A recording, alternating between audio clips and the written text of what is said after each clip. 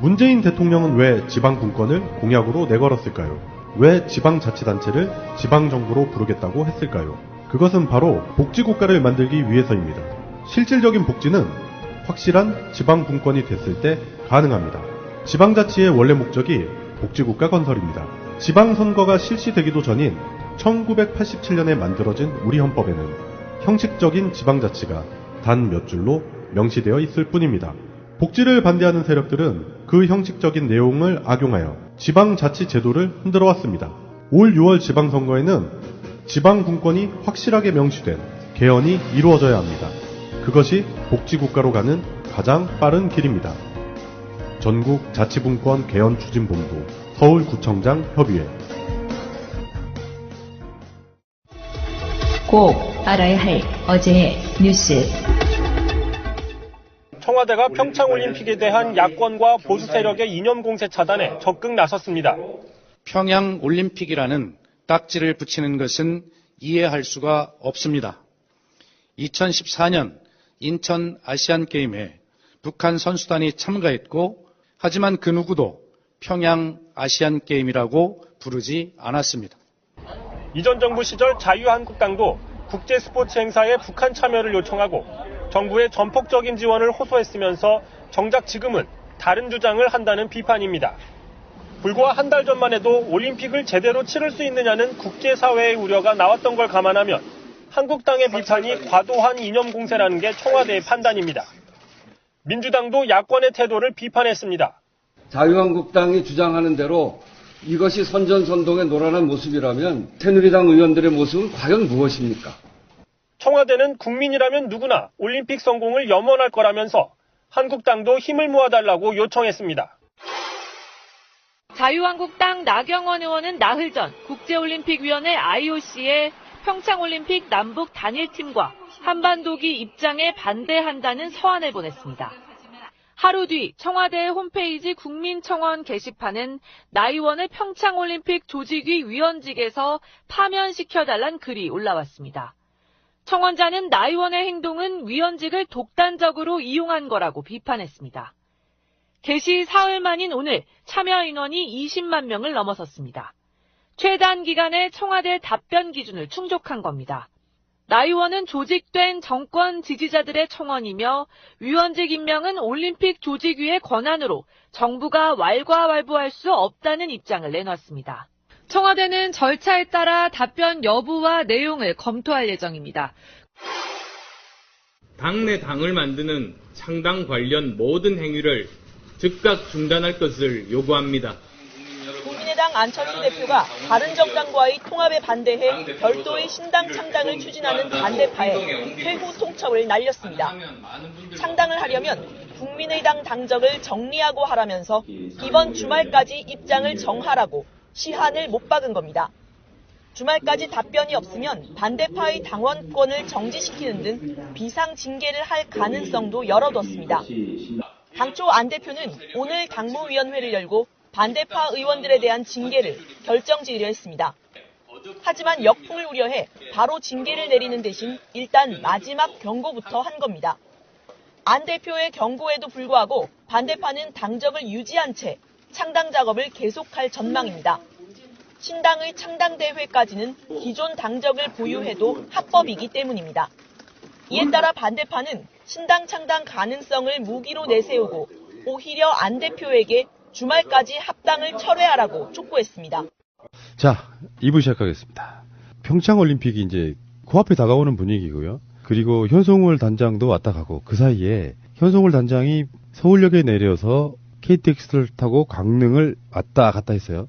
서울에 와서 다시 북한으로 돌아갔는데 그 사이에 인공기 김정은 위원장 사진 불태우고 난리가 났고요. 그거 북한이 성명 발표했더라고요. 이런 일이 또 있었죠. 대구 무슨 올림피아드인가요? 뭐 있을 때 그때 인공기 태우고 뭐 그런 일이 있었습니다. 근데 이게 오히려 남북관계 개선에 있어서 지금 시점에서 더 걸림돌이 되는 게 남남 갈등. 그리고 남남 갈등을 유발하는 일부 세력.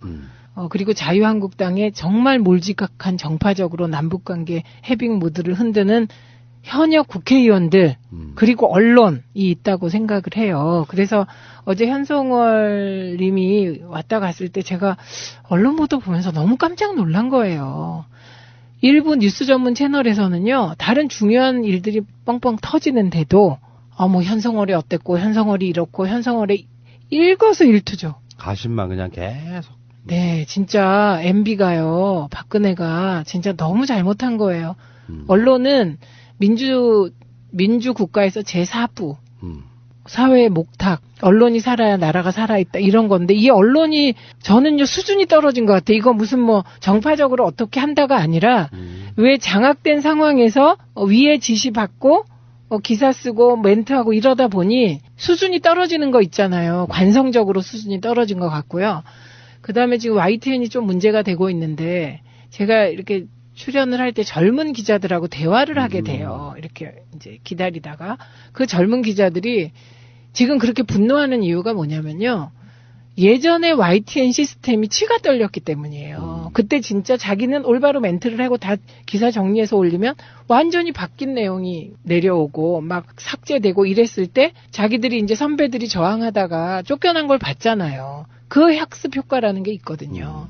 그러니까 속으론 부글부글 끓어도 그냥 따르고 이랬던 것이 이제 문재인 정부 들어서니까 이제 그런 거 안 하고 내가 진짜 반성하고 제대로 기사 쓰고 해야지 생각하는데 지금 그런 상황이 안 되는 데 대한 분노가 있거든요. 그러니까 그때 한 기자가 저에게 바보였다. 바보가 되는 느낌이었다. 바보를 강요당하는 느낌이었다.인데요. 이분은 좀 괜찮은 분이라 이렇게 보는 거고요. 대부분의 기자들이 그냥 순치되어서 진짜 기사 제대로 쓰는 법을 맞습니다. 잃어버린 것 같아요. 무엇이 옳은가? 무엇이 더 이득인가? 인기는 없어도 무엇을 더 먼저 보도해야 되는가? 네. 뉴스의 가치는 무엇인가? 이런 것들에 대한 생각이 없어요. 없어진 것 같아요. 이런 느낌이고. 예. 우리나라 상황은 그러한데 외신은 뭐 상당히 반응이 다르다면서요. 그럼요. 남북 공동 입장하고 단일팀 합의에 관한 주요 외신 반응은 이런 겁니다. 뉴욕타임즈. 지난 10여 년 동안 남북 간 있었던 가장 극적인 화해의 몸짓. 몸짓이라고 표현했어요. 몸짓. 간절하잖아요. CNN은 이번 합의는 외교적 돌파구 이렇게 얘기했고요. 그 까다롭다는 영국 BBC.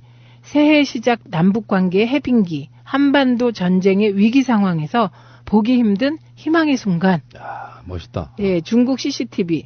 27년 만에 남북 단일팀 구성, 북한의 올림픽 참가를 통해 미국과 대화 채널 개설, 희망 가능성 이렇게 얘기했습니다. 그리고 AFP 통신은요. 아직 공식적으로 전쟁 중인 두 나라 사이에 역사적인 합의. 랜드마크 딜. 예, 이게요. 외국에선 우리가 휴전 상태이기 때문에 전쟁중으로 보는 거예요. 그러니까요. 예. IOC 위원장 말씀은 제가 하겠습니다. 네. 바흐 IOC 위원장은 이렇게 말했습니다. 동계올림픽이 더 밝고 평화로운 한반도의 미래를 향한 평화의 장이 될 수 있기를 바란다. 모두 이 희망의 행사에 세계를 초대한다. 이것이 평창이 세계에 주고자 하는 평화의 메시지다. 이렇게. 요 순간 그 평창 올림픽을 일본 도쿄 도지사 극우 인사인데 세력가까지 평양 올림픽이라고 하고 IOC에 심지어 아이스하키 단일팀 구성을 반대한다면서 그 구성해주지 말라고 청원서까지 제출했던 나모 여사에 대한 의문의 일패 딱 안기시는 그러니까요. IOC 위원장님. 조직위원 박탈하라. 박탈하라. 청와대 홈페이지 국민청원 게시판은 나 의원의 평창올림픽 조직위 위원직에서 파면시켜달란 글이 올라왔습니다. 청원자는 나 의원의 행동은 위원직을 독단적으로 이용한 거라고 비판했습니다. 개시 사흘 만인 오늘 참여 인원이 20만 명을 넘어섰습니다. 최단 기간에 청와대 답변 기준을 충족한 겁니다. 청와대에서는 그런 이야기 하더라고요. 우리가 조직위원을 뭐 어떻게 할 자격이 없는데 이렇게 이야기하고 있는데 국민이 그만큼 심정적으로 기분 나빠하는 거죠. 이제 그 상황에 대해서. 상황 자체를 나경원 씨는 좀 알아야 될 거예요. 오직 목적은 제가 봤을 때는 서울시장 정도라고 봐요. 그러니까 서울시장 제가 그냥 이건 예언할 수 있는 해봐요. 예언 드릴까요? 그래. 서울시장 나오면 떨어집니다. 떨어지는 건 맞는데 이게 관종은 어떤 형태를 띠고 있냐면 일단 관심 받아서 자기가 어떤 스피커로서의 이치를 유지를 해야 돼요. 그간 유여혜한테 많이 뺏겼잖아요.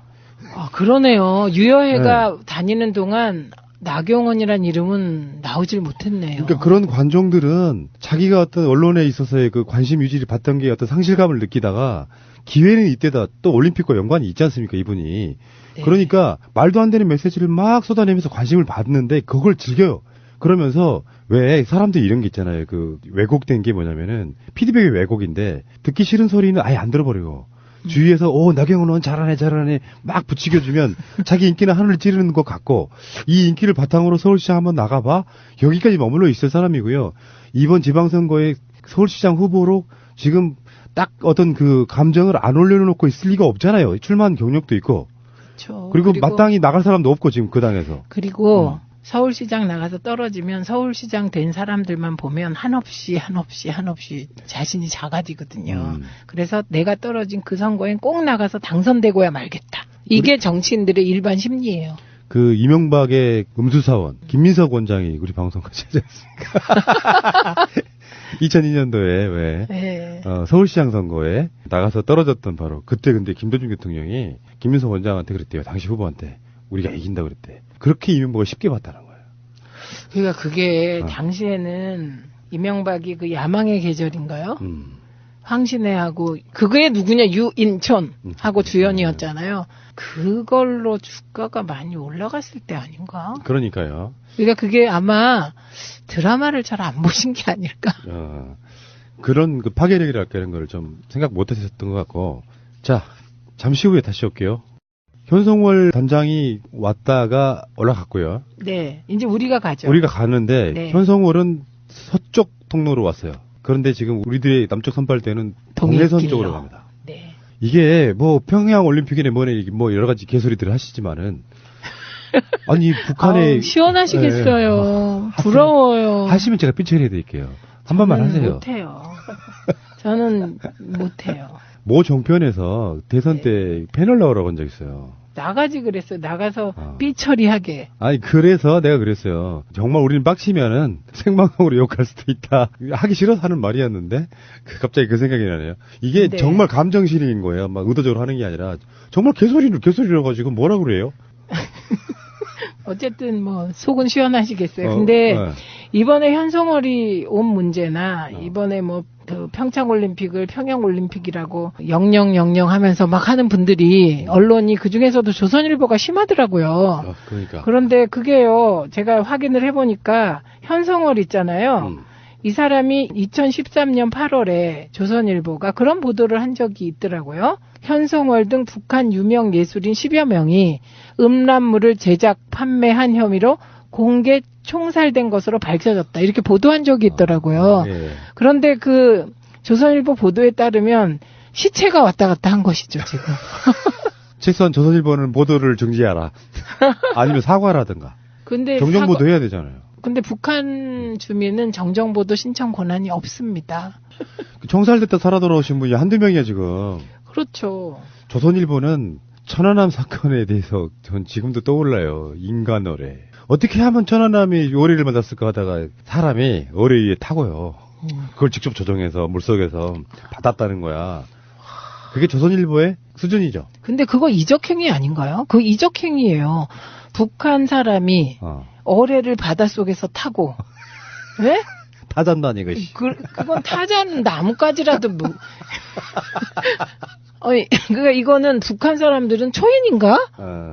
그거 진짜 웃겼어요, 저는. 그래서 그때, 야, 진짜 북한 찬양 고무 기사다, 저거는. 그러니까, 어마어마한 거지, 그 나라 사람들은 뭐. 그렇죠. 그러니까 막 거기에는, 혹시 요새 아이들이 그 보도를 보면, 요새 아이들은 상상력이 특별해서 1987을 재난영화라고 본다고.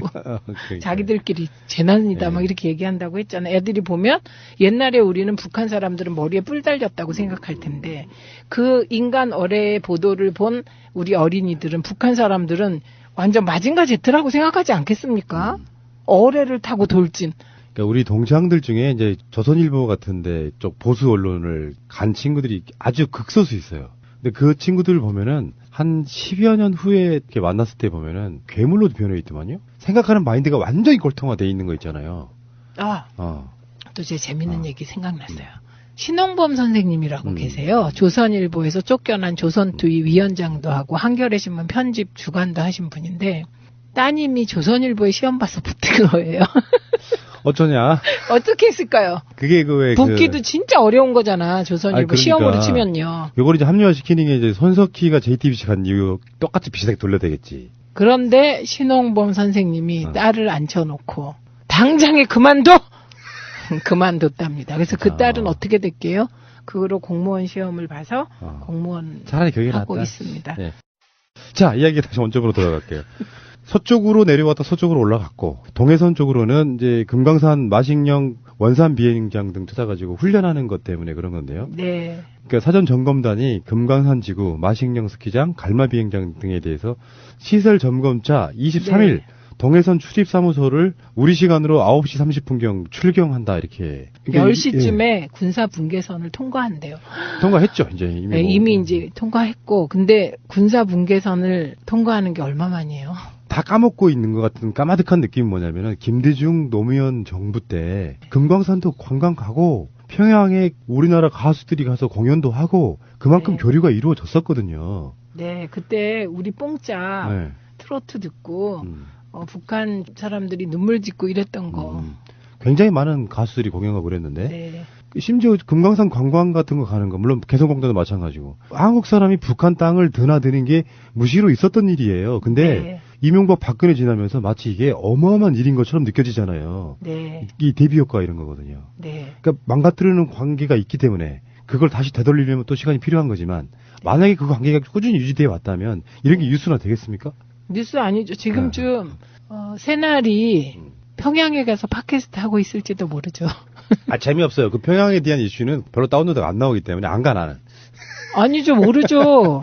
이거는 뭐 저는 뭐 크게 관심이 없습니다만 그 평양에서 또 그 푸나님의 예리한 시선으로 뭐를 잡아냈을지 모르죠. 농담이고요. 그거는 모르는 거죠. 아니 근데 그대로 진행됐다 그러면 이렇게 되지 않았을까? 이명박이 국정원 특수활동비를 받아가지고 김정은한테 줘.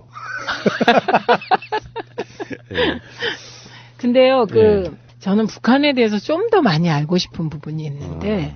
김정은 신년사 보면 올해 북한이 북한 인민들의 삶을 개선하는 쪽으로 역점을 두겠다는 얘기가 있잖아요. 그런 요지에. 그런데 그 마식령 스키장 옆에 있는 그 갈마 비행장이라는 거 있잖아요. 이게 원래는 이게 군사시설이잖아요. 근데 군사시설인데 김정은이 이것을 바꿨다는 거예요. 바꾸려고 하고 있고. 그래서 북한이 추진 중인 원산 금강산 국제관광지대 활성화 등을 위해서 지난 2012년부터 민간도 이용할 수 있는 국제공항으로 다시 건축하는 작업을 해왔다는 거예요. 근데 이거는 이런 거 보면 핵전쟁 하려는 사람이 이런 국제공항 만들까? 이런 생각이 들지 않겠습니까? 우리는 다 알고 있잖아요. 김정은은 개혁 개방 정책을 기조로 하고 있는 건데 네. 그게 체제 보장 차원에서 핵무기를 만들고 있는 거지. 국제적으로 핵 보유국 인정이 되는 느낌 속에 네. 국제적인 제재가 좀 풀리면은 김정은은 아마 다 개방할 거예요. 그런 것 같아요. 근데 이제 그런 이제 통찰인데 푸나님의 통찰을 뒷받침하는 한 예인 거예요, 이게. 그래서 저는 이 시점에서 개성공단 100개 공약. 그게 이제 민주당 정동영 후보가 2007년 대선 때 공약한 거거든요. 그렇죠. 전 그거 너무 타당한 공약 같아요. 그래서 개성공단을 최소한 100개가 아니라 10개만 지어서 가동되어도 그 우리에게는 통일이 밥이다가 실현되는 거고요. 북한은 통일이 밥인 동시에 윤택한 삶이다. 이게 되는 거잖아요. 그러면 전쟁하기 힘들죠. 그때 그 정동영 후보가 지금 이제 안철수랑 가열적에 싸우고 계시는데. 막 복잡해요. 네, 그 이야기 이따 하시긴 하시고. 예. 어쨌건 교류가 되고 있다는 그 자체. 여기 이제 계속 생채기를 내야 되는 조적 세력들. 네. 그래서 무슨 평양올림픽 이런 식의 악의적인 프레임을 갖고 막 싸우는 거 있잖아요. 네. 물론 문재인 대통령 지지율이 일시로 빠질 수도 있어요. 거기 현혹된 사람들이. 그런데 그렇다고 당신들의 지지율이 올라가지 않습니다. 이를테면 태도가 정말 구구 꼴통인 뭐 한 몇 퍼센트 되는 사람들의 잘한다를 듣기 위해서 하는 짓거리들 말고 홍준표가 안철수가 유승민이 기자회견이나 이런 데 나와가지고 평창올림픽 정말 잘 돼야 돼요. 그래서 지금 북한이 내려오고 하는데 이런 것들 기점 삼아가지고 그냥 교류만 할 게 아니라 나중에는 핵무기 폐기까지도 갈 수 있어야겠죠. 정말 더 잘 돼야 됩니다라는 워딩을 계속 하고 있다면. 예, 제가 정치 동화를 조금 더 네. 이 동화 같은 얘기를 조금 더 이어보자면 나경원 의원이 이번 패럴림픽이 잘 되게 하기 위하여 내가 이렇게 기여하겠다. 이렇게 나왔다면 오히려 우리가 불안하죠. 그러니까요. 예. 그리고 이번 과정을 보면서 일단은 언론과 자유한국당이 심지어 조선일보하고요, 자유한국당하고요, 일본 극우 인사인 도쿄도지사하고는 똑같이 평양올림픽이라고 하고 있어요. 도대체 뭐 하자는 거예요? 아니, 그 뭐를 드러내고자 하는지 모르겠어요. 뭔가 증명이 되고 있는 거예요. 일본과 조선일보와 자유한국당 일부 인사는 이상하죠. 근데 그런 게 먹힐 거라고 생각하나 보죠. 안 먹혀요, 지금 시대가. 탄핵 반대 14%를 겨냥하고 하는 거죠. 아니, 그러면서 자기들이 확장성을 확 줄여주면 무슨 선거에 유리할 게 뭐가 있냐고요.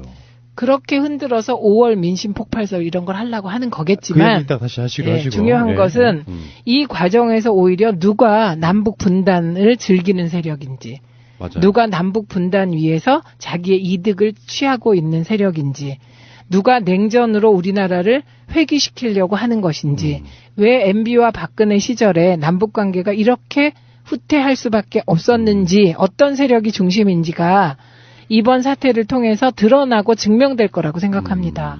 그런 홍준표가 신년 기자회견이라는 걸 했더만요. 뭐 이런 걸 하긴 하나 보네요. 근데 그 기자회견 구조를 문재인 대통령 신년 기자회견하고 비슷하게 만들었어요. 아우, 따라쟁이에요. 진짜 그건 창피하지도 않나 봐. 정말 그 따라쟁이 너무해. 네. 이거 뭔지 모르죠. 네, 내가 이거 흉내낸 거. 누구예요? 그것도 몰라? 너무한 거 아니야? 바보야. 슬기로운 감방 생활의 해롱이에요. 그런 거였어요? 예. 하나도 안 똑같아, 지금. 똑같아요. 아니, 근데 해롱이가 마지막에. 해롱이 정말 너무 안타까워. 다 안 보셨죠, 그거? 봤어요? 너무 안타까워요. 아니, 근데 그렇게 끝내는 법이 어딨어. 나는. 왕짜증이야. 그렇게 재밌게 봤는데, 마지막에 새드 엔딩으로 어떤 특정 인물은 그렇게 이기요. 끝나면. 진짜. 그게 말이 안 돼. 그리고 해롱이의 친구도 그렇지. 교도소 안문에 있지 말랜다고 안문에 안 와 있냐? 그러니까. 뭐 그런 말만 잘 들어. 알겠습니다. 자, 어쨌건 홍준표 입장에서는 아마 답답할 거예요. 사실 지방선거는 다가오고 있고 평창올림픽은 특별한 경우가 아니면 문재인 대통령에게는 호재잖아요. 어쨌건 간에 잘 치러내고. 네, 잘 치러내면. 그 호재인 상황에서 지방선거가 끝나면 바로 공천 들어갑니다. 이제 3월 초부터는. 네. 근데 그 지지율이 평창올림픽 끝나고 나면 문재인 대통령이 지지율이 빠지고 자기들 지지율이 올려야만 그나마 자기가 공약이랄까 이런 걸 했던 것들이 있잖아요. 네. 현재 자유한국당이 도지사나 시장으로 있는 광역단체장들을 한석이라도 잃으면 뭐 그만두겠다라든지. 네. 최근에 그런 이야기도 했어요. 뭐 TK에서 대구시장을 잃으면 우리는 해체해야 된다 뭐 이렇게 이야기해놔라든지 푸시를 하고 있는데. 네. 문재인 대통령 지지율은 워낙에 좀 갖고 있는 마일리지가 너무 많아서 네. 빠지더라도 조금 빠졌다가 다시 올라가고 이런 상태를 유지하고 있는데 네. 자유한국당은 정말 없는 집안에서 계속 끌어올리려고 해봐야 안 끌어올려지는 거예요. 리얼미터 조사는 18.1이고 어떻게 하면 이렇게 차이가 나는지 모르겠는데 한국갤럽은 9%예요. 자유한국당 지지율이. 근데 요게 시차가 좀 있어요. 그래서 리얼미터는 15에서 19일이고요. 그 다음에 갤럽은 16에서 18일이에요. 그리고 저는 이제 요 상관관계가 여론조사인데 있다고 생각을 하거든요. 근데 지금 여론조사가 다 한 가지 우리가 좀 꼼꼼하게 봐야 될 것은 무응답률이에요. 그런데 그 무응답자들을 분석해 보면 아무래도 6대4 정도로 샤이 보수가 있다는 거는 팩트 같아요. 그렇겠죠. 네. 그런데 이제 갤럽 여론조사에서 문재인 대통령 지지율이 떨어지잖아요. 그렇게 되면 그 다음 날 조사할 때 CBS 리얼미터 조사에서는 샤이 보수 일부가 답변을 더 하는 거예요. 그래서 지금의 여론조사를 분석할 때 지금 자유한국당은 리얼미터 조사 기준으로 CBS 의뢰한 거 기준으로 1.2% 올라서 원래 그런 거잖아요. 빵점 맞다가 50점 맞으면 집에서 잔치하듯이 그러네요. 그렇게 받아들일지 모르지만 지금은 이 변동 폭이 1% 2%는 별 의미가 없는 것 같아요. 그래서 저는 요 여론조사 정당 지지율 보면서 뭐 민주당은 소폭 떨어져서 뭐 이 부분도 단속을 해야 되겠지만 자유한국당은 왜 빠진 지지율이 자유한국당으로 결집하지 않는가. 지켜보는 샤이 보수들은 왜 자유한국당의 지지를 표명하지 않는가를 더 깊이 고민해야 되는 시점인 것 같아요. 나는 홍준표가 굉장히 정치적으로 센스가 떨어진 사람이라고 봐요. 일단 정치 세력으로서는 현 집권하는 대통령이 문제가 아니라 그 영향을 받는 여당의 지지율을 떨어뜨리는 게 일단 맞잖아요. 선거에 이용하려면. 여당의 지지율을 떨어뜨리고 자기 자신들의 지지율을 끌어올려줘야 되는데 거기에 대한 전략적 미스가 뭐냐면 전략이 어떤 전략이냐면 여당이나 문재인 정부나 이명박이나 박근혜 정부나 사실은 큰 차이가 없다예요. 처음에 전략은. 네. 그래서 그런 것들을 계속해서 이슈를 막 던지잖아요. 네. 그런데 문제는 그 다음에 대안이 없다는 게 문제예요. 대안을 안 내놓고 계속해서 끌어내리니까 반대쪽에 있는 사람들이 내가 한때 이명박이나 박근혜 지지했던 사람들이 어쩌다가 그래 문재인 정부나 박근혜 정부나 똑같네라고 속았던 사람들이 그런데 니들한테 가지는 못하겠다. 여상태가 되니까 지지율도 같이 빠진다거나 확장성이 떨어지는 거거든요. 그러니까 이건 네거티브로 갈 게 아니라 우리는 박근혜와 이명박 때는 달라. 문재인 정부 잘하는 거 칭찬해주고, 그러니까 도와줄 건 도와주자 그걸로 가야 된다니까요. 이건 맞습니다. 저 자유한국당으로 보내주세요. 이 사람들 내가 지지율을 끌어올려주고 싶은데 진짜. 받아준다면 보내드리겠습니다. 가슴 아프지만 뜨거운 안녕. 민심은 그렇게 흘러간다고. 그런데요, 저는 홍 대표를 어제 제가 별명을 하나 제가 만들었어요. 홍 대표의 그 행적을 내가 소설을 써야 되겠다. 제목을 홍큐정전으로 붙여야겠다. 홍큐정전. 네. 이게 다 정신승리예요. 여론조사에 자유한국당 지지율이 안 높아지면 이건 내가 이게 우리가 뭘 잘못하는 게가 아니라 여론조사 지지율이 떨어지면 여론조사가 편향됐다 그래요. 언론 보도가 과거에 홍준표 대표가 있는 자유한국당이 장악했던 데처럼 일방적인 친자유한국당 어청가를 부르지 않으면 언론을 뺏겼다 그래요. 그렇죠? 악큐 아닙니까? 그러니까. 한국판 악큐, 그러네. 홍큐 정전. 그러네. 네. 5월 민심 폭발설의 근거는 뭐래요, 근데? 이제 대학생들이 졸업을 하면 원래 졸업한 그때 대학생들이 쏟아져 나오잖아요. 그때 실업률이 연중 가장 높습니다. 그런데 그것을 이제 또 홍큐 정전을 쓰는 거죠. 그래서 대학생들이 졸업해서 실질적으로 취업난을 겪기 시작하는 2월부터 거기에 세금이 인상될 거다. 그리고 이 세금 인상은 이미 박근혜 정부 때 기획됐던 거 다 아실 텐데 세금 인상 등의 여파로 이게 이제 사람들이 피부로 느끼기 시작한다는 거예요. 어려움을. 그래서 이제 그런데 세금이 인상되면 3, 4월엔 잘 모르다가 갑자기 5월부터 문재인 정부의 각종 실책이 겹치게 되면서 5월에 민심이 폭발할 거다. 지금 이런 주장을 하고 있는 건데요. 이 5월 민심 폭발설은 저는 자유한국당을 향해서 폭발할 거라고 예견합니다. 야당이 여당을 향해서 할 수 있는 건 딱 하나밖에 없어요. 그게 뭐냐면 복지를 늘리자예요. 보수 정권이든 아니든 상관없이 네. 그렇게 대항하는 거거든요. 자기들은 아직까지도 재벌들이나 가진 자들, 부자들만을 대변하는 정당에 있으면서 야당이 여당을 무너뜨리는 방법은 유일하게 복지라니까요. 다른 아젠다가 없어요. 그러니까 문재인 정부가 복지를 너무 적게 하니까 우리는 더 해줄 것을 주장한다. 이렇게 가야 돼요. 그 외에는 방법이 없는 거예요. 근데 이제 그 홍큐 정전의 관점에서 보자면 또 하나가 있죠. 우리가 죽어도 내 정말 목에 칼이 들어와도 버릴 수 없는 딱 하나 색깔론. 네, 그래서 평창 올림픽은 어떻게 가까스로 치른다고 하더라도 평창 올림픽 끝나게 되면 북핵 문제가 본격적으로 대두돼서 외교 안보 위기가 올 거다.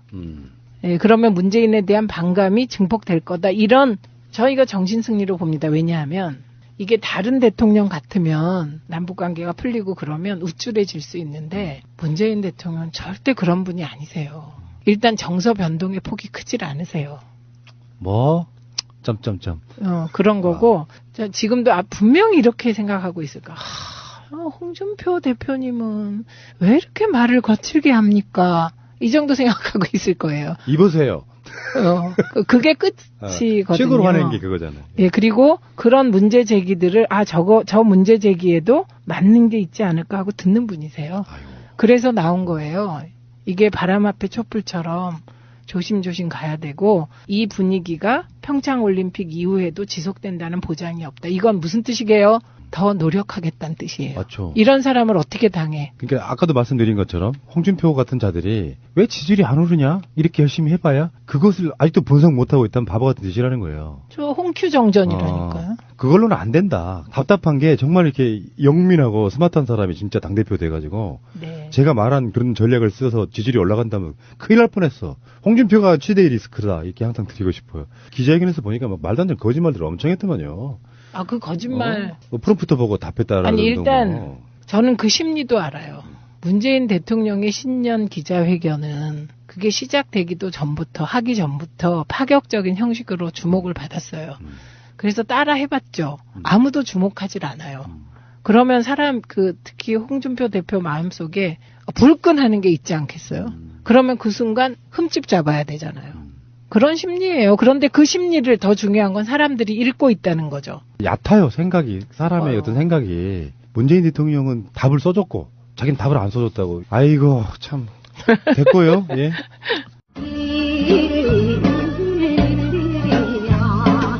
제가 MB의 아바타입니까? 아니면 아니라고 본인이 해명하십시오. BBK라는 투자 자문회사를 설립을 하고. 여러분 이거 다 거짓말하는 걸 아시죠?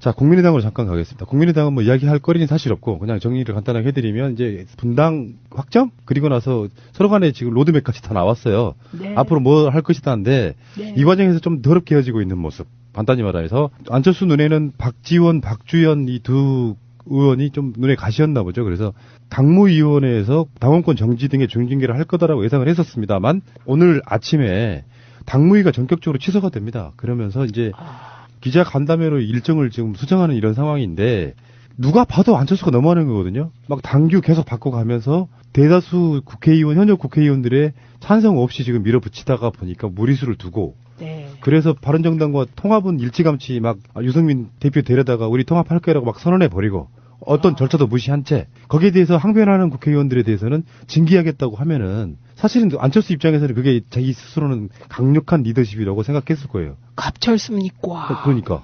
그런데 실제로 여론은 만약에 그 두 사람을 시범 케이스로 징계를 하게 되면 역풍이 불 거다는 걸 우려해서 또 한 발 물러섰다는 거 아니에요? 그런 건 갈팡질팡이라고 하죠. 죽도 밥도 안 되고 있는 거예요, 지금.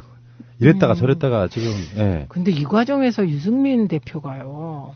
내부 문제는 정말 민주적이고 국민들이 보기에 성숙된 원만한 방법으로 잘 해결됐으면 좋겠다. 그래서 합의 이혼하라고 했다는 거 아니에요. 그게 이유가 있죠. 왜냐하면 네. 자유한국당에서 김연아를 안 풀어줌으로써 네. 마음은 바른정당에 있는 국회의원 하나가 지금 못 나오고 있잖아, 아직까지도. 네. 그러니까 유승민 입장에서는 그렇게 하지 말고 그냥 나가고 싶은 사람 출당시켜줘라 이거거든요. 그렇죠. 그래야 유승민 대표가 이게 이제 지금 둘이 좀 다른 면이 있잖아요. 유승민 대표는 보수 통합이다.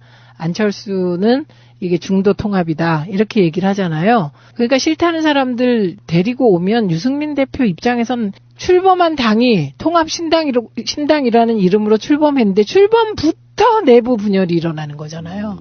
그러니까 가능하면 내부 분열적 요소는 제거하고 와라. 이런 취지이죠. 특히 이제 박주연 의원 같은 분은 센 분이거든요.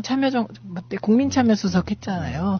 그리고 이분의 경우는 이제 국민의당처럼 그래도 DJ의 정신을 계승할 수 있는 정당까지는 뭐 그래도 문제가 있어도 할 수 있는 분이지만 박주연 의원이 무슨 뭐 유승민하고 손잡고 더 나아가 이게 자유당으로 갈 거라고 예측하고 있잖아요. 그거를 같이 할 가능성은 제로인데다가 이분이 또 말을 잘하시기 때문에 네. 제명 안 하면 적은 통합신당 적을 가지고 계속해서 안 대표를 비판하면 그건 마치 옛날에 지금 국민의당에 계시던 일부 의원이 네. 민주당에 적을 주고 그렇죠. 민주당을 비판하면 종편이 떼거지로 달려들어서 키워주던 그런 형국이 불보듯 뻔하지 않아요? 자기가 자기 방식으로 나중에 꼭 당하게 될 가능성이 꽤 높은 뭐 이런 상황이고. 네. 그러니까 안철수는 제가 오죽했으면은 오늘 나간 방송에서는 괴물이 되어가는 안철수라고 표현했거든요.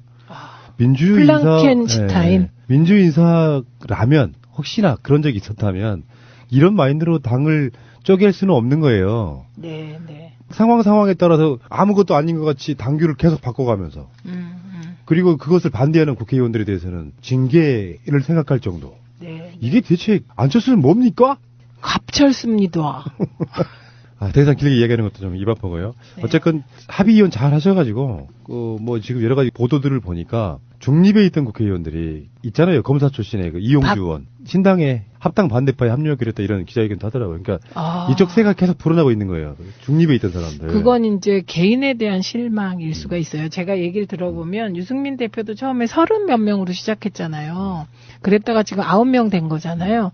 그 요인에 대해서 개인적 어떤 퍼스널리티를 얘기하는 분들이 계시더라고요. 우리가 맞습니다. 예, 지금도 마찬가지인 것 같아요. 지금 마치 우물에서 숭늉 찾는 격으로 지금 바늘에 실을 귀에다 끼워야 되는데 바늘 허리 꿰어서 지금 통합 추진하는 거거든요.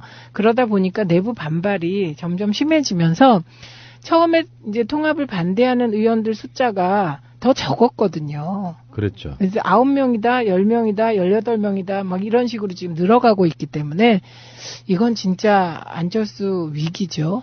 위기의 안철수. 그 송기석 의원, 그러니까 비서실장이죠. 네. 이야기에 의하면은 비례대표가 없어도 20명이 넘을 거다 예측하는 경우도 있더라고요. 물론 이제 어떤 정치적 의미로 그걸 던졌는지 모르겠는데 실제로 예전에 18명, 그러니까 17명 정도의 네. 합당 찬성파가 공개적으로 드러난 사람은 서너 명밖에 없다. 네. 그러면 나머지 39명 중에서 중립지대가 엄청 많은 거잖아요. 네. 이 흐름상 보면 안철수가 데리고 갈 수 있는 수준의 국회의원이 어쩌면 유승민만큼밖에 안 되지 않을까. 그래서 합당을 열심히 해서 지금 세를 불려놨더니 그쪽은 20석이 안 되고 합당 반대파가 만든 당이 20석이 훨씬 넘어갈 가능성도 있다. 이 정도 됐으면 안철수 씨는 정계 은퇴하시는 게 맞아요. 계산을 이렇게 못하시나? 자, 알겠고요. 여러분 이거 다 거짓말한 걸 아시죠? 자, 마지막으로 고대영 사장의 해임안이 가결된 거에 대해서 오늘 문재인 대통령이 그것을 이제 사인하셨거든요. 신속하게, 네. 정확하게. 잘하셨습니다. 네, 제가 하셨고요. 네.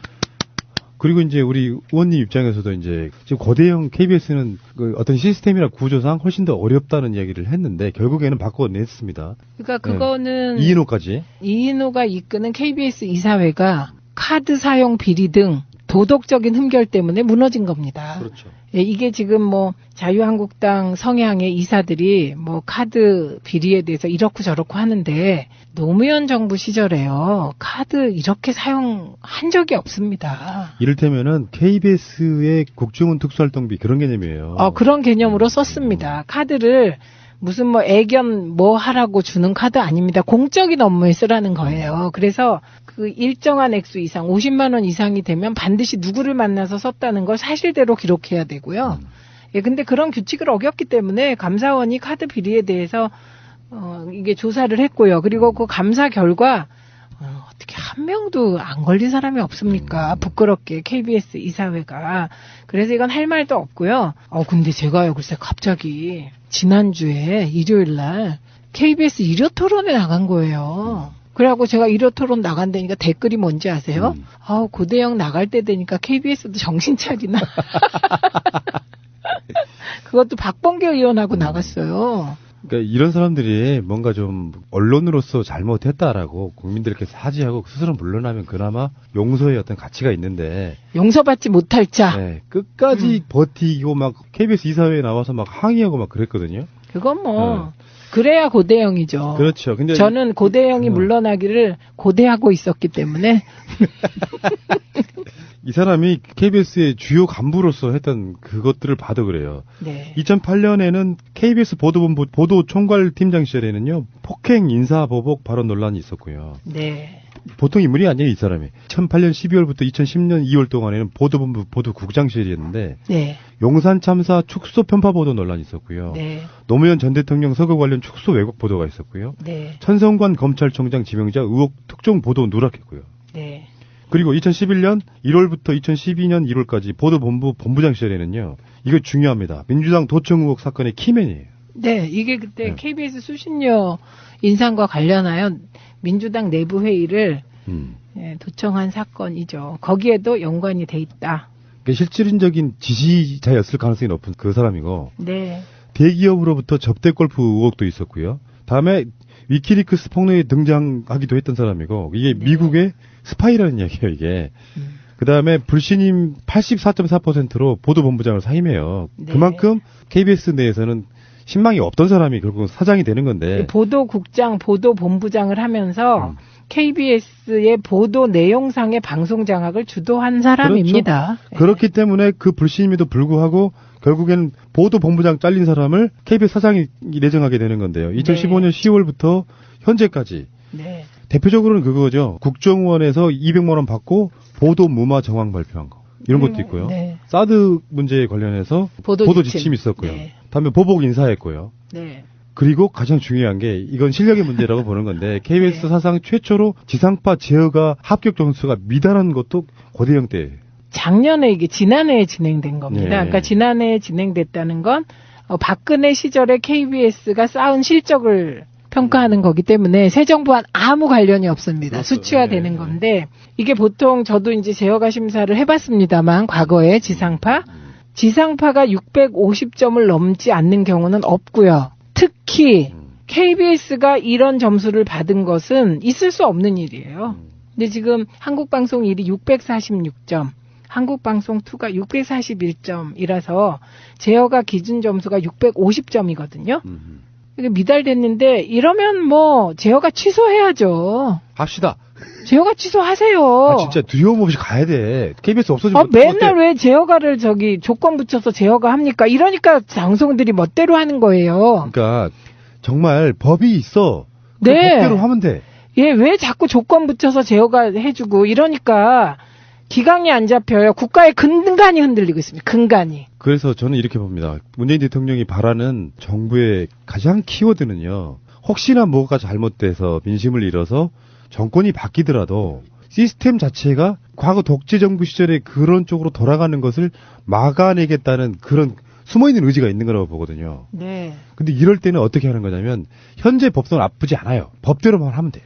그러니까 법과 원칙대로 제어가 취소하십시오. 조건이 점수가 안 되면. 그래서 제가 얘기하잖아요. 모든 공직자들은 직을 걸고 법과 원칙에 따라 공직을 수행하라. 직을 걸어라. 보통 정치인이 아니고 지금 방통위원과 관련 있는 아주 중요한 정치인이 말씀하시기 때문에 KBS 지금 새노조원들 지금 끔찍하겠어요. 이거 만약에 진짜 없애자 그러면 이거 없어질 가능성이 없으니까 이렇게 말씀하시는 거지. 저는 그냥 법과 원칙에 따라 가자.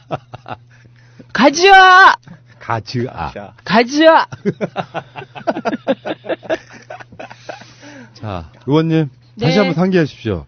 그렇게까지 박근혜 비리를 추적하고 막 그랬었는데, 박근혜 국정농단의 음수사원이어가지고 그렇게 미움을 받았는데, 지금 살아있다는 것만으로도 감사하는 하루가 되시기 바라겠습니다. 오늘 큰 깨달음을 얻고 갑니다. 자, 고생하셨고요. 다음 주에 뵙겠습니다. 고맙습니다. 고생했습니다. 완전한 대한민국 문재인과 손잡고 다시 하나 되는 우리 대한민국. 끊지 마세요. 끊지 마세요.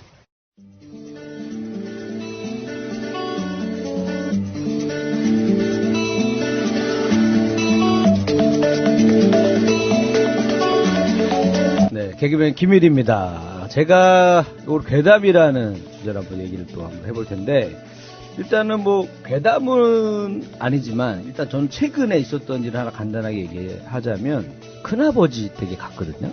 큰아버지 댁에 가가지고 얼마 전에 뉴스 보다가 사실 그 고향에서 이제 감태라는 게 있어요. 파래 비슷한 거. 감태라고. 먹는 거. 네. 그거 되게 좋은 거예요. 거북이가 먹는 음식이라고 막 어떤 음료수도 있고 그러는데, 그거를 이제 갖다 주러 어머니랑 같이 갔는데, 딱 뉴스 보다가 그때 문재인 대통령 나오고 평창 올림픽 얘기 막 나오다가 그런데 갑자기 이제 그 작은 아버지도 계시고 큰 아버지도 계신데 저 딱 그러는 거야. 문재인 대통령 잘하고 있는 것 같아? 딱 그러는 거여서 저는 뭐 괜찮은 것 같은데 했더니 뭘 괜찮아? 갑자기 나는 되게 좋은 마음으로 갔는데 감태 전해주러 왔는데 그러면서 막 하는 거예요. 왜냐면 이제 작은 아버지 같은 경우는 그 또 태극기 집회도 엄청 나가셨었어요. 하고 예전에 한번 작은 아버지하고 저하고 한번 붙었어 한번. 예. 그 저 해장국 집에서 막 한참 실갱이 하다가 뭐 저는 저대로 얘기하고 또 작은 아버지대로 얘기하다가 서로 막 실갱이 하다가 결국에는 이제 결론은 그였어요. 이리가 많이 컸구나. 되게 좋은 의미인지 나쁜 의미인지 모르겠는데, 많이, 이제 이런 얘기도 할 정도로 많이 성장했구나. 뭐 정치 색깔을 떠나서, 사고방식이 이게 많이 자기 의견을 얘기할 정도로. 속마음은 그거죠. 이 새끼 말대꾸 하는 거 봐라, 이거죠. 약간 그게 센 것 같아요. 그래서, 근데 그렇게 했던 작은아버지가 그날 계셨고, 근데 큰아버지랑은 이제 처음이었는데, 제가 좀 긍정적으로 좀 이렇게 얘기를 했어요. 저는 괜찮다, 뭐 좋다. 그리고 또 우리 또 촛불로 인해서 나온 대통령 아니냐. 그리고 저 얼마 전에 영화 1987도 봤으니까 그런 시대에 이렇게 독재 정권하고 또 싸워서 이렇게 앞에서 또 일도 많이 하셨던 분이다 하고 얘기를 했어요. 그랬더니 이제 막 듣고 있다가 이 새끼 빨갱이네. 거기까지는 안 갔다가. 야, 평창에 대해서는 또 어떻게 생각해? 뭐 올림픽 북한에서 뭐 전야제를 하고 이렇게 말이 돼? 막 이래요. 그래서 이제 또 나는 뭐 그 전까지만 생각해봐라. 뭐 전쟁 위협이 있고 막 그랬었는데 지금 얼마나 좋아졌냐. 오히려 더 이렇게 안전하고 좋아지지 않았냐. 이렇게 막 이렇게 하니까 편을 들게 하라 저는 맞다고 생각하니까 그렇게 했는데 그러다 보니까 일이 커진 거예요. 이명박 얘기 나오고. 그러니까 이명박 대통령 그래서 제가 얘기를 했죠. 기사라든가 이거 막 봐라. 보니까 이거 자원외교라든가 4대 가결론 이게 지금 어마어마하게 지금 핵폭탄에 지금 터질 일만 남았다 그랬더니 저한테 탁 하면서 대통령 할 사람이 자기 이익을 위해서 자원외교를 한다는 게 말이 돼? 그쵸? 말이 안 되시죠, 아버님? 큰아버지, 말이 안 되잖아요. 그걸 했다니까요. 뭘 이렇게 말이 돼? 넌 그런 생각을 뜯어 고쳐야 돼! 하면서 막 이렇게 하고 있으니까 작은아버지께서는 저랑 한번 1차전 붙었잖아요, 옛날에. 붙더니 형님, 1위가 이렇다니까요. 빨갛게 물들었네요, 형님. 1위 너 안 되겠다, 너. 큰일 나겠다. 뭘 큰일 나요. 제가 그러고 있으니까 이제 엄마도 너 이리야. 너 어린하고 그러면 돼. 저드려. 저드려야지. 네가 지금 뭐 개? 우선 알겠습니다. 우선 하고 일단은 제가 제가 봤을 때 멀리 잡아도 추석 전까지는 뭐 이명박 대통령에 대한 결과가 나올 거니까는 다시 만나서 얘기하시죠. 큰아버님하고 나왔어요. 근데 이런 것도 보면은 서로 듣는 얘기가 막 다른 거예요. 그러니까 제가 만나서 또 만나는 사람들, 제가 듣는 뭐 방송들, 거기서 얻는 정보들하고 우리 또 큰아버님이랑 작은아버님이 친구분들이라던가 뭐 어디서 뭐 카톡 날라온 거라던가 뭐 이런 거에서 얻는 정보가 서로 막 다른 거예요. 그러니까 서로 이렇게 부딪히다 보니까 이런 일이 벌어지는데 그래서 저는 이제 그 괴담이라는 주제를 딱 듣고 나서 생각을 해봤어요. 뭐 최근에도 많은 괴담들이 있지만 그 어렸을 때부터 한번 생각을 해봤거든요. 어렸을 때 제가 가장 먼저 들었던 괴담이 뭘까 생각해봤더니 이제 홍콩 할머니 괴담이 있었어요. 맞아, 그거 무서웠어요. 홍콩 할머니 괴담이 있어요. 근데 나는 항상 이제 이런 것들을 이제 생각을 해봐. 성인이 되니까 생각해요. 왜 이런 게 돌아다닐까 괴담이. 아까도 보면 큰아버님하고 이렇게 언쟁을 한 것도 가만 보면은 누군가 이익이 있는 거예요. 내 편을 들어주게끔 만들기 위해서 어떤 정보를 흘려주고 그걸 퍼뜨리고 뭐 이런 게 있는 것처럼 어렸을 때 이제 일단 홍콩 할머니 괴담도 내가 사실은 좀 연구를 해봤는데 일단은 그 괴담부터 한번 알려드릴게요. 먼저 좀 옛날 분들도 기억나실 텐데 홍콩 할머니가 그 고양이를 데리고 이 비행기를 탔는데 이 비행기가 사고가 난 거예요. 그래서 할머니가 돌아가셨어요. 비행기에서 돌아가셔가지고 얼굴이 반이 고양이고 반이 할머니인 거예요. 여기 지역마다 편차가 조금 달라요. 얼굴이 반이 고양이 반이 할머니인데 어떤 걸로 들으셨는데요? 우리 그래서 마스크로 얼굴을 가리고 다니는데 마스크를 열면 입이 이렇게 아니야 그거 다른 거 그건 빨간 마스크 얘기. 아 그런가? 다른 얘기. 홍콩 할머니는 하여튼 그래가지고 이제 애기들이 이제 혼자 화장실을 가면 할머니가 잡아간다. 그럼 어떻게? 이런 설이 막 돌았어요. 그러니까 할머니가 그 애기를 잡아가서 어디다 쓰는 거예요? 잡아간다는 것까지만 해도 무서워. 충분히 무서워. 뭐 잡아먹는다도 있었고 여러 가지가 있어서 뭐 어디서 팔아 넘긴다 뭐 이런. 네. 그래서 내가 가만히 생각해봤어요. 이제 그때는 무서웠죠. 그래갖고 화장실 갈 때 항상 엄마랑 같이 가고 막 그럴 때인데 가만히 이건 누가 만들었을까 생각해봤더니 인테리어 업자가 만들었어요. 그때는 화장실이 다 밖에 있었거든요. 화장실 안으로 넣는 문화를 만들기 위해서 이제 그 인테리어 업자가 퍼뜨린 게 아닐까. 그리고 또 하나가 뭐냐면 잘 때도 그 손톱 발톱을 이불 밖으로 빼놓으면 홍콩 할머니가 잡아간다는. 네. 그건 감기 들까봐 부모님이 만든 얘기. 부모님이 만든 걸 수도 있고. 제 생각으로 이제 손톱깎이 회사에서. 그래서 손톱을 항상 혹시 나올 수도 있으니까 항상 자르고 자야 된다라는 거죠. 제가 이야기를 들으면서 문득 생각이 나는데 그 홍콩 할매 귀신 괴담이 있던 그 시대에는 우리나라 치안이 굉장히 안 좋았어요. 맞아요. 그래서 그 인신매매도 진짜 비일비재했거든요. 그러니까 홍콩 할매 귀신이라는 괴담이 치안을 위해서 필요했던 게 아닐까 싶어요. 그러니까 아이들이 기본적으로 어른 손을 안 놓치고 잘 따라다니게. 그러니까 항상 어디 갈 때 보호자가 없는 상태에서는 움직이지 못하는 기능을 한 게 아닐까 하는 생각이 문득 드네요. 이것도 굉장히 일리가 있는 얘기. 망태 할아버지가 잡아간다 이런 거. 그렇죠. 망태 할아버지가 잡아간다는 얘기 있었어요. 밤에 혼자 나가서 놀지 말라고 약간 만들어 놓은 그런 이야기 같은 거잖아요. 그러니까 일리가 있는 얘기 같아요. 그러니까 이것도 어떻게 보면 정부 쪽에서 미화 방지라든가 유괴 방지를 위해서 자체 방법 뿌렸을 수도 있고, 그 다음에 이제 왜 하필 이게 이제 음모론으로 가자면 왜 하필 홍콩 할머니였을까라고 생각을 했거든요. 생각해 보니까 그때 홍콩의 이미지가 너무 좋았어. 내가 어렸을 때 보면은. 그렇죠. 뭔가 뭐 남녀간에도 뭐 좋은 거는 홍콩 간다 뭐 이렇게. 뭔가 그 좋은 기분이 들면 나 홍콩 가는 거야. 뭐 이러면서 괜히 막 홍콩은 굉장히 좋은 날. 홍콩의 밤거리부터 해가지고. 그때 또 영화들이 되게 히트칠 때잖아. 홍콩 영화. 그렇죠. 홍콩 영화도 막 주윤발부터 해서 뭐 유독화 이런 사람 나오면서. 홍콩에 대한 막 그런 환상을 가질 때. 그게 우리나라하고 중국하고 수교가 안 됐던 당시에. 맞아요. 홍콩은 교류가 됐었죠. 그래서 홍콩은 굉장히 좋은 이미지가 있다 보니까 정부에서, 홍콩을 가고 싶잖아요. 자꾸 이제 해외 가면 외화가 빠져나가니까. 막기 위해서. 홍콩은 무서운 나라다. 무서운 나라는 이미지를 주셔서 정부 차원에서 홍콩 할머니 모여가지고 문고리 5인방이 모여가지고 야 이거 좋은 의도로 야 해외여행 많이 못 갈 만한 괴담을 하나 만들어라.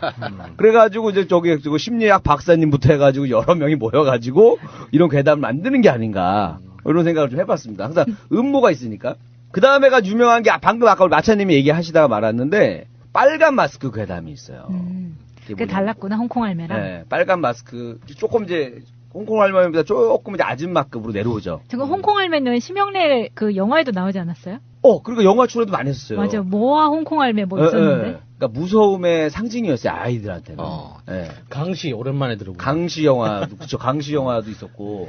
저희 때는 아닌 것 같아요. 저는 처음 들었는데. 이런 얘기 못 들어보셨어요? 예. 이런 괴담. 저희는 제가 어렸을 때 들은 세대 차이. 유명했거든요. 낯설어. 영구와 땡치리. 거기도 거기가 홍콩 할매 귀신이 나와요. 시리즈 그래요? 중에. 그러니까 이제 무서운 악당 역할 할 정도로 그러니까 인지도가 있었어요. 홍콩 할머니 누군지 모르는데 이름 인지도는 굉장히 있었어요. 자, 그리고 이제 아까 빨간 마스크 괴담은 뭐냐면 어떤 여자분이 빨간 마스크를 쓰고 이렇게 밤에 돌아다닌대요. 하고 새벽에 누굴 딱 만나가지고 마스크 쓰고 이제 얼굴 가리고 있잖아요. 그래서 나 예뻐 안 예뻐? 그래가지고 그냥 쳐다보고선 예쁜데요? 그러면은 마스크를 탁 벗는데요. 벗으면 입이 엄청 찢어져 있는 거예요. 귀까지 찢어져 있는 거예요. 그러면서 너도 예쁘게 해줄게 하면서 가위로 입을 자른다라고. 그게 이제 괴담이에요. 그 만화로 만들어진 게 데스노트죠. 그렇지. 그러네요. 닮았네. 그렇지. 야, 이런 괴담에서 또 영감을 받아가지고 또 감독들은 또 이런 걸 만드네. 그렇게 그런 거예요. 그래서 이제 그 설 중에 이제 예방하는 시스템이 하나 있다고 하더라고요.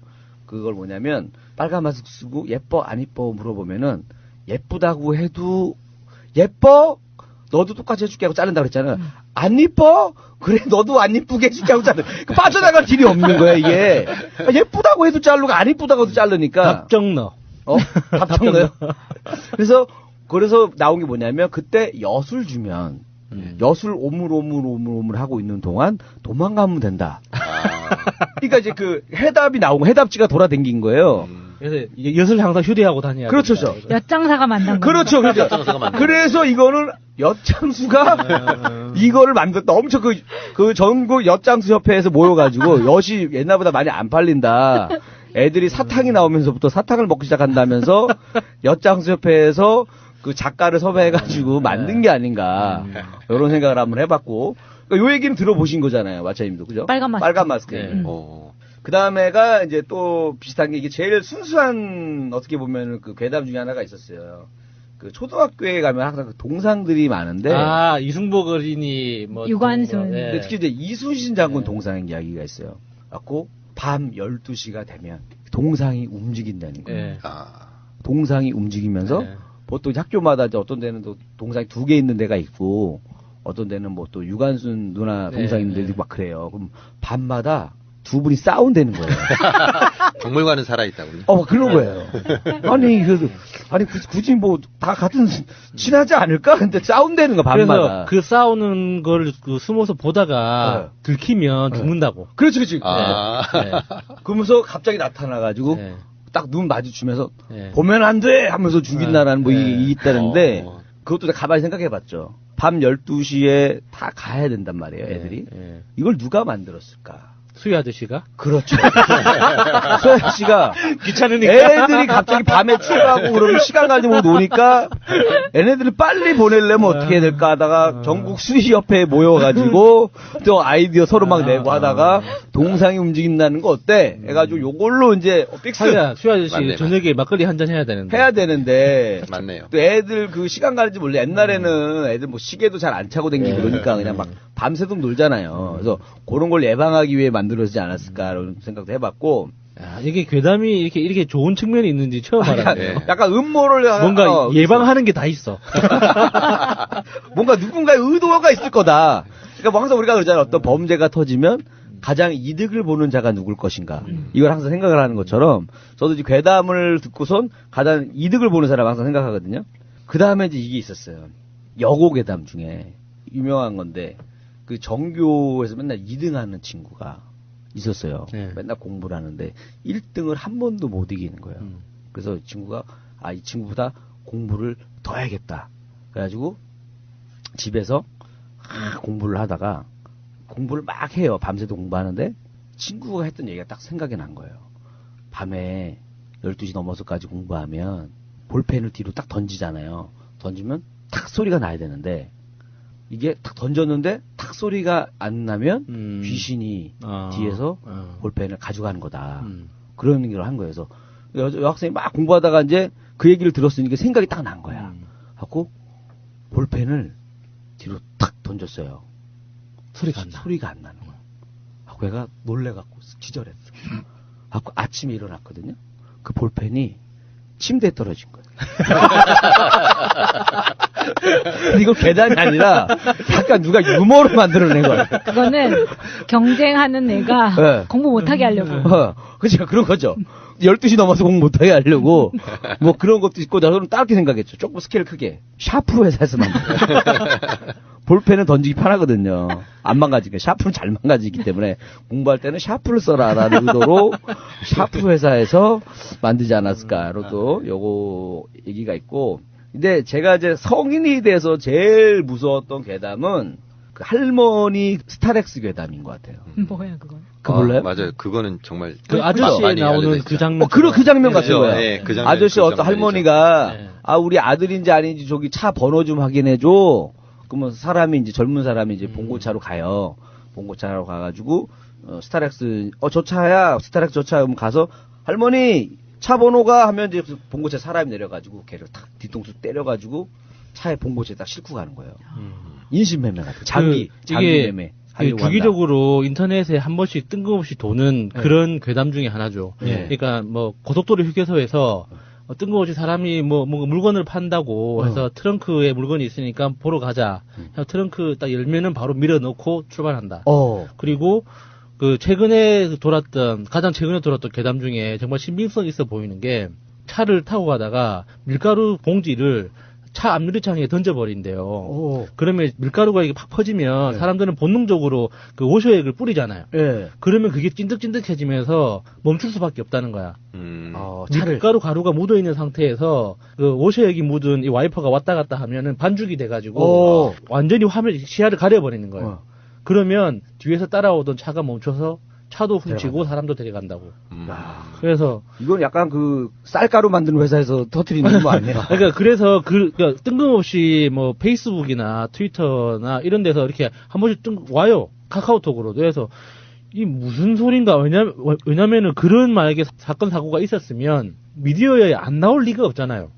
그렇게 밀가루를 투척해가지고 교통사고를 유발해서 했다면 좀 신빙성은 있는데. 근데 왜냐하면 걔네들도 매일같이 대책회의를 할 것 같아요. 만약에 진짜 그거 뭐 장기 뭐 이런 것 때문에 해야 되는 사람 같으면 이제 어느 정도 이제 이거 일반 사람들이 알아버려요. 그러니까 예를 들어서 레크레이션 MC들도 퀴즈 같은 거 너무 이제 많이 아는 거 할아버지 할머니가 가장 좋아하는 폭포는 나이아가라 폭포 너무 많이 하잖아요. 그럼 이거 못 써먹는단 말이에요. 또 다른 퀴즈를 바꿔줘야 돼. 뭔지 아시죠? 뭐 예를 들어서 가장 높은 곳에서 새끼를 낳는 동물은 하이에나. 조금씩 모르는 걸 해줘야 되는 것처럼. 웃으면 안 되는데 이게 재밌긴 해. 그 사람들도 나름대로 계속 연구를 할 거란 말이에요. 그래서 이제 그 봉고차 같은 거 이제 이거 따라가면 안 된다고. 네. 예, 저는 이제 그 예전에 저는 진짜 한번 경험을 했단 말이에요. 밤에. 뭐? 새벽에 제가 이제 저희 집에서 페인트 일을 하니까 새벽에 이제 페인트 일 끝나고 새벽 한두 시인가 이렇게 탁 나왔어요. 강남 쪽이었거든요. 그 인테리어 이렇게 페인트 일 끝나고 이제 있고 혼자 이렇게 걸어가고 있었어요. 혼자 걸어가고 탁 오고 있는데 이제 봉고차가 하나 있어요. 하나 있는데 나는 이제 이거를 뭐 이렇게 뚫어지게 보는 게 아닌데 눈이 작으니까 봉고차 안에서 봤을 때 제가 우리를 뚫어지게 보고 있는 걸로 본 것 같아요. 그러니까 갑자기 뒷문이 탁 열려요. 열리더니 한 두세 명이 이렇게 야 차 타라고 이렇게 하는 거예요. 약간 거리가 있어. 그 차 바로 앞은 아니었으니까. 내가 왜냐면 봉고차는 차길에 있었고 저는 인도로 가야 되니까 이렇게 쳐다보다가 이제 인도로 가려고 그랬고 걔네가 갑자기 문을 탁 타 이러고 있는 거예요. 그럴 때 진짜 분위기 애매한 상황 있죠. 지금도 생각하면 딱 소름 돋는데 그때 이제 뒤에서 이제 엄마가 부른 거야. 이리야. 그때 엄마랑 우리 가족들이 그 페인트 일할 때였으니까 이리야 하고 부르니까 얘네들이 야 가자 하고 가더라고요. 그러니까 가만 보니까 이것도 그 당시에도 이제 그게 밤 새벽에 아무나 막 잡아가는구나. 아니 장기는 미남이니까 얼굴만 제가 이렇지 아무나 막 잡아가다니. 아니 장기는 개수만 맞으면 돼요. 얼굴 보고 가져가는 게 아니에요. 나는 여자만 잡아간거나 막 그런 줄 알았는데. 그러니까 그게 그러니까 내가 막 장기로 보는 거죠. 그러니까 그렇죠. 인신매매 같으면 여자분 정도만 데려가야 될 텐데 그게 아니라 이제 아까 장기 매매고 그러면 아니요 예전에 그 인신매매는 그 장기뿐만 아니라 뭐 새우잡이 한다는 말도 있었고 맞아. 그런 말이 이렇게 있었죠. 뭐 염전에 데려간다는 말도 있었고 여러 가지 소문이 있었어요. 그러니까 그래서 그 괴담은 저는 지금도 사실 조금 무섭긴 해요. 누가 딱 그러더라고요. 야 정말 부자들이 만약에 아픈데 그래서 이식을 받아야 되는데 이식 받으면 굉장히 어렵단 말이에요. 근데 이게 시간을 놓치면 못 받잖아요. 빨리 받아야 된대. 그러면 돈은 많아. 그러면 그걸 구해줄 사람이 필요할 거 아니에요. 이렇게 생각해 보니까 진짜 가능성도 있겠구나. 혈액형이나 뭐가 맞아야지 아무나 막 마구잡이를 해도 되나? 요즘에는 이제 간이식 같은 경우도 혈액을 바꿔가지고 해요. 예, 그렇게 이미 그렇게 됐어요. 그래서 제가 입원할 때 7년 전인데도 이미 그렇게 수술하고 있었어요. 그 당시도. 그리고 그 뉴스나 미디어에 한 번쯤 나왔던 수법이긴 하지만 항상 조심해야 되는 거. 이렇게 운전석에 딱 앉았는데 운전석에 앉으면 조수석 뒷자리나 안 그러면 조수석 쪽 창가 쪽에 와이퍼에다가 돈을 꽂아 넣는 거예요. 5,000원짜리나 만원짜리를. 어떤 경우는 5만원짜리인데 나중에 보면은 다 그냥 복사한 위조지폐인데 그렇게 딱 꽂아 놓으면은 사람들은 본능적으로 다시 내려서 그 돈을 가지고 오려고 내린단 말이에요. 내리는 순간 가버리는 거예요. 차를 가지고. 차를 훔쳐서? 이거 어디서 본 것 같아요. 영화에서 봤나? 어디서 본 것 같은데, 이거? 그게 퍽치기 기술의 하나이기도 하고, 그러니까 자동차를 이렇게 훔치는 방법 중에 하나라고도 알려져 있는데, 기본적으로 돈이든 찌라시든 운전석에 딱 탔는데 뭔가 다른 게 좀 지저분한 쓰레기 같은 게 보이면은 일단 무조건 가야 돼요. 출발해야 되는구나. 다시 내리면은 위험해. 무조건 일단 차에 앉았으면 예를 들어서 내가 차에 타기 전에 자동차 문을 열기 전에 발견했으면 상관없는데 운전석에 한번 앉았으면 절대 내리지 말라는 거지. 이게 필요하거든요. 특히 키 꽂아놓고서는 하지 말라 이러시네요. 그러니까 진짜 저는 요즘에도 최근에도 뭐 CCTV 많이 달아서 범인 잘 잡잖아요. 뭐 개인 프라이버시고 뭐고 저는 좀 많이 달아야 될 것 같아요. CCTV를 많이 달아서 좀 그래서 범죄를 못 일으키게 겁나잖아요. 카메라가 많으면. 그래서 제가 이제 스타렉스 괴담도 과연 누가 퍼뜨렸을까 고민을 많이 했는데, 스타렉스가 이제 현대차거든요. 네. 기아나 쌍용 쪽에서 퍼뜨린 게 아닐까. 안 그러면은 이명박이 시트 많이 팔아먹으려고. 스타렉스에 시트가 많이 들어가잖아요. 가스를 위해서. 자, 저의 괴담 이야기였습니다.